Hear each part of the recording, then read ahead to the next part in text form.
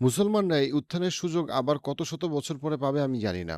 যেই আমেরিকা এবং ইউরোপিয়ানের কলোনাইজেশনের জন্য মুসলমানরা এত লম্বা সময় ধরে গত ৩০০ বছর ধরে সাফার করছে, সেই এন্টায়ার আমেরিকান এবং ইউরোপিয়ান যে হেজেমনি সেটা পতনের দিকে। ইউএস এর এখন $37 ট্রিলিয়ন ডেট এবং প্রতি বছর তার এই ডেটের উপরে ইন্টারেস্ট দিতে হয় $1 ট্রিলিয়ন।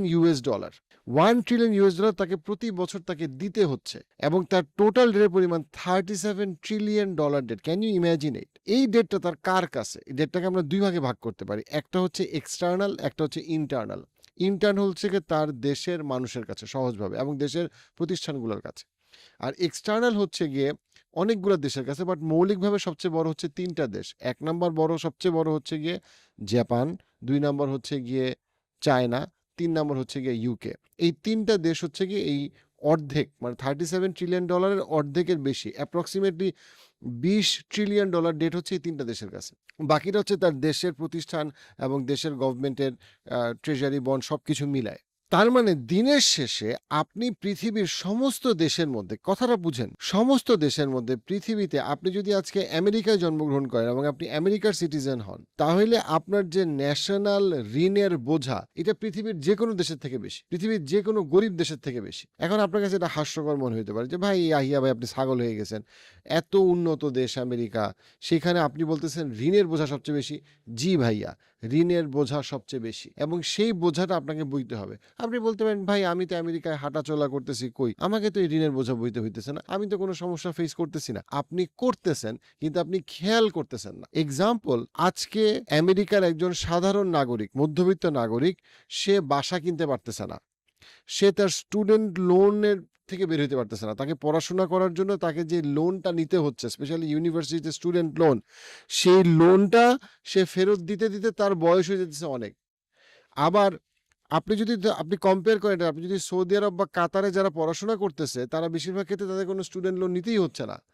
অনেক ক্ষেত্রে তাদের সিটিজেনদের জন্য চিকিৎসা খরচও ফ্রি, অনেক কিছু ফ্রি বা খরচ খুব কম। ভ্যাট ট্যাক্স দিতে হচ্ছে না। আপনার ভ্যাট ট্যাক্স প্রতি বছর বাড়তেছে, আপনার ইন্স্যুরেন্সের পেমেন্ট প্রতি বছর বাড়তেছে। এগুলো কোথায় যাচ্ছে এই টাকাগুলা? এই টাকাগুলা সব কিন্তু যাচ্ছে, একটা বিশাল অংশ যাচ্ছে প্রাইভেট কোম্পানিগুলার ওনারদের কাছে, আর একটা ছোট অংশ যাচ্ছে হচ্ছে গিয়ে এই ন্যাশনাল ডেট এবং এই দেশ আমেরিকা চালানোর জন্য যেই পুরা মেকানিজমটা। অন টপ অফ দ্যাট, এখন আপনার কাছে প্রশ্ন হতে পারে এই জাপান, এই চায়না কি কারণে আমেরিকার এই পরিমাণ, আমেরিকার গভর্নমেন্টকে এত ট্রাস্ট করলো? তারা ট্রাস্ট করছে একটা সময়, কারণটা হচ্ছে ওই সময় আমেরিকার ইকোনমি ছিল সবচেয়ে রিলায়েবল ইকোনমি। আমেরিকার ইকোনমিকে তখন সবাই ট্রাস্ট করতো, কারণ পৃথিবীর আমরা যদি 1970s এর দিকে যদি আমরা তাকাই, আমরা দেখব পৃথিবীর অর্ধেকের বেশি ইকোনমি পুরাপুরি কন্ট্রোল করতো এবং ইনফ্যাক্ট ওনও করতো আমেরিকা, ডাইরেক্টলি অথবা ইনডাইরেক্টলি। এখন সেটা সিগনিফিকেন্টলি কমে আসছে। এখন এই মুহূর্তে আমরা কি দেখতে পাচ্ছি, চায়না আমেরিকান ডলার আর কিনতেছে না তার রিজার্ভের জন্য। গত 2 বছরে আমরা খুব ক্লিয়ারলি দেখতে পাই চায়না বিশাল পরিমাণে কি কিনতেছে, চায়না বিশাল পরিমাণে গোল্ড কিনতেছে, গোল্ড স্টক করতেছে। এবং সেম উইথ রাশিয়া প্রচুর পরিমাণে তার রিজার্ভে গোল্ড স্টক করতেছে, কারণ একটা সময় রাশিয়ারও প্রচুর পরিমাণে রিজার্ভের জন্য তার প্রচুর পরিমাণে আমেরিকান ডলার ছিল। রাশিয়াও এখন স্পেশালি ইউক্রেন ওয়ারের পরে স্যাংশনের কারণে রাশিয়া বেসিক্যালি ডলারাইজেশনে চলে গেছে। অর্থাৎ ইউএসের এই যে ডলার প্রিন্ট করার ক্ষমতা, যেটা তার 1960-র পর থেকে তার ডলার প্রিন্ট করার যে ক্ষমতা, যে সে চাইলে ডলার প্রিন্ট করতে পারে, সে চাইলে ইন্টারন্যাশনাল মনিটারির যে টোটাল প্রসেস, তার সুইফট কোড থেকে শুরু করে পুরা মেকানিজমে তার যে একচ্ছত্র আধিপত্য, সে আধিপত্য থেকে অলরেডি বের হয়ে গেছে। অর্থাৎ যেই ডলারাইজেশনকে আমেরিকা ভয় পায়, সেই ডলারাইজেশন অলরেডি হয়ে গেছে। পৃথিবীতে এখন প্রচুর পরিমাণে ইকোনমিক ট্রানজ্যাকশন আসলে ডলারের বাইরে অলরেডি হচ্ছে।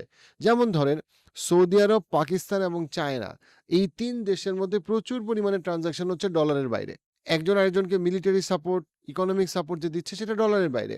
খেয়াল করেন 2023 সালে এবং 2024 সালে চায়না আমেরিকা থেকে $30 বিলিয়ন এগ্রিকালচার প্রোডাক্ট বা একটা বড় অংশ সয়াবিন কিনতো।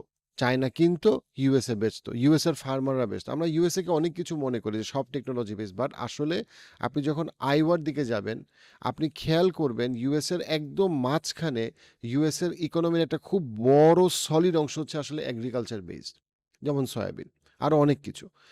চায়না $30 বিলিয়ন কিনতো 2023-2024 কথা বলতেছি। $30 বিলিয়ন এগ্রিকালচার কিনতেছে ইউএস এর থেকে, এবং এটা কিন্তু তার আগের 30 বছরের দিকে তাকালে আপনি দেখবেন যে চায়না প্রচুর পরিমাণে এগ্রিকালচার কিন্তু ইউএস এ থেকে কিনতো।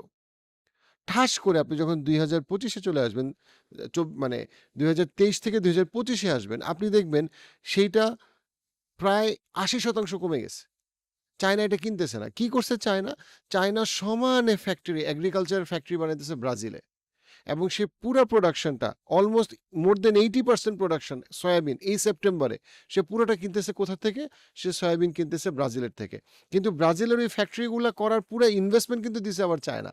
This export terminal is one of the world's biggest outside China. It is being built in Brazil, just outside Sao Paulo, by the Chinese state agricultural giant COFCO.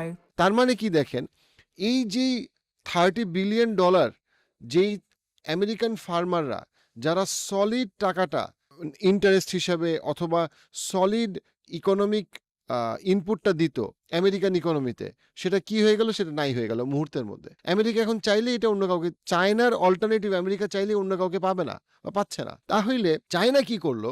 China কোনো রকম গুলি করা ছাড়া, কোনো রকম চিৎকার পাতকার, ট্রাম্পের মতো এত হইচই করা কিচ্ছু না করে সুন্দর মতো ব্রাজিলে ফ্যাক্টরি বানায় সে তার ডিপেন্ডেন্সি আমেরিকা থেকে কমায় আনলো। চায়না যখন তার ডিপেন্ডেন্সি কমায় আনলো তখন অটোমেটিক্যালি সারা পৃথিবীতে কিন্তু এটার খবরটা ছড়ায় যাচ্ছে। সারা পৃথিবী এখন আস্তে আস্তে তার রিজার্ভে সে আগে শুধুমাত্র ডলার কিনতো, সে তার ডলার ইউএস, আপনি মাঝে মাঝে শুনবেন যে বাংলাদেশের কারেন্সি রিজার্ভ হচ্ছে গিয়ে এত ইউএস ডলার, কিন্তু সারা পৃথিবী কিন্তু আসলে আস্তে আস্তে বাংলাদেশের মতো ভুল করতেছে না। তারা এখন আর ইউএস ডলার তাদের রিজার্ভের জন্য চিন্তা করতেছে না, তারা চিন্তা করতেছে গোল্ড, মোস্টলি গোল্ড। সো তারা অলরেডি ডলার থেকে ডিডলারাইজেশনে চলে গেছে, অলরেডি ব্রিক্স জিতে গেছে, ব্রিক্সের জিতার আর কোনো কিছু বাকি নাই। এখন আগে কি হইতো, ইউএস এর ইকোনমিস্টরা, বড় বড় ইকোনমিস্টরা অনেক বলতো যে আচ্ছা ব্রিক্স কি নতুন কারেন্সি করবে কিনা, নতুন কারেন্সি করলে সেই কারেন্সি কেউ মানবে কিনা। নতুন কারেন্সি তো করার দরকার নাই, they will go back to the original currency. এবং অরিজিনাল কারেন্সিটা কি ছিল? সেটা হচ্ছে গোল্ড ছিল। তারা অলরেডি গোল্ডে ফেরত যাচ্ছে। ইভেন ইউএস এর বড় বড় ব্যবসায়ীরা তারা হয় কৃষি জমি কিনতেছে না হলে গোল্ড কিনতেছে। খেয়াল করেন, এই যে ইউএস এর $37 ট্রিলিয়ন ডেট হইল, এর সবচেয়ে বড় বেনিফিশিয়ারি কি? মানে এই যে লোনটা, তার মানে কি ইউএসএ তো কোথাও না কোথাও টাকাটা খরচ করছে। এই টাকাটা খরচ না করলে, ধরেন আপনি স্ট্যান্ডার্ড চার্টার্ড ব্যাংক থেকে আপনি $4 লাখ আপনাকে স্ট্যান্ডার্ড চার্টার্ড ব্যাংকে দিতে হবে। তার মানে কি $4 লাখ দিয়ে আপনি কিছু না কিছু কিনছেন, হয় $4 লাখ দিয়ে আপনি সুইজারল্যান্ডে গেছেন, নাহলে মালয়েশিয়া গেছেন, অর্থাৎ আপনি তো খরচ করছেন ক্রেডিট কার্ডটা দিয়ে। একইভাবে ইউএসএ তো খরচ করছে। খরচটা যে করছে, তারা আসলে যেই প্রোডাক্ট বা যেই সার্ভিসে কিনছে, যেই ট্রানজাকশনে গেছে, তাতে বড় লোক হয়েছে কারা? বড় লোকটা কারা হইলো? বড় লোকটা হইছে হচ্ছে গিয়ে ইলন মাস্কের মতো লোকরা, জেফ বেজোসের মতো লোকরা। বড় লোক হয়েছে কিন্তু দিনের শেষে এই কোম্পানিগুলা, এই আপনার বিভিন্ন লকহেড মার্টিন থেকে শুরু করে বিভিন্ন financial industrial complex, military industrial complex, এরা বড় লোক হয়েছে। টাকাটা তো কোথাও না কোথাও গেছে। টাকাটা কোথায় গেছে? এই কোম্পানিগুলোর কাছে গেছে।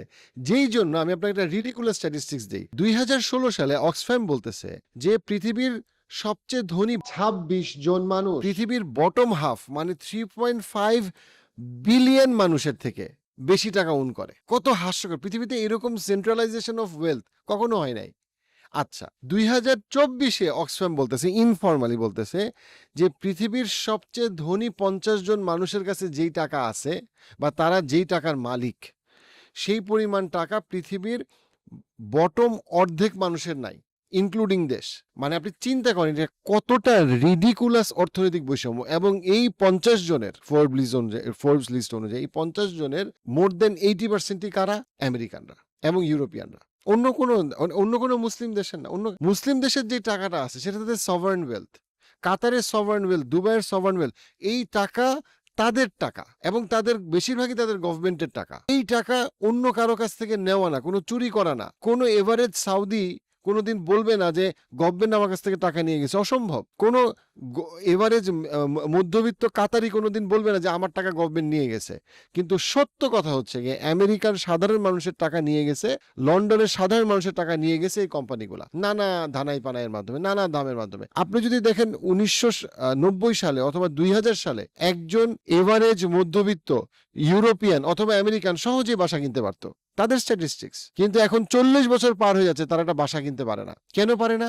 কারণ তাদের এই লোন, তাদের জিনিসপত্রের দাম এত বেড়ে গেছে, তাদের চিকিৎসা খরচ এত বেড়ে গেছে, রিডিকুলাসলি বাড়ানো হয়েছে, হেলথ ইন্স্যুরেন্স থেকে শুরু করে সবকিছুর খরচ। তারা এটা পারে না এবং এটার অবস্থা আরো দিন দিন খারাপ হবে। সবচেয়ে ভয়ঙ্কর কথা হচ্ছে গিয়ে ওই যে আমি বললাম যে স্ট্যান্ডার্ড চার্টার্ড ব্যাংকে 40 লাখের বিনিময়ে আপনাকে মিনিমাম টাকা পেমেন্ট করতে হবে। ইয়ারলি এটা 1 ট্রিলিয়ন করে গ্রো করতেছে, মানে 37 ট্রিলিয়নের এগেইনস্টে প্রতি বছর আপনাকে 1 ট্রিলিয়ন করে টাকা দিতে হবে। এই 1 ট্রিলিয়ন টাকা কারা দিবে? কর্পোরেশনরা দিবে, তাদের কোনো ভ্যাট ট্যাক্সই নাই। ইলন মাস্ককে কোনো ভ্যাট ট্যাক্স দেওয়া লাগে না, জেফ বেজোসকে কোনো ভ্যাট ট্যাক্স দেওয়া লাগে না। কেন? কারণ তাদের টোটাল অ্যাসেটটা হচ্ছে তাদের স্টকে, ওই স্টকের এগেইনস্টে সে ব্যাংক থেকে লোন নেয়, ওই লোনের নিয়ে সে খরচ করে।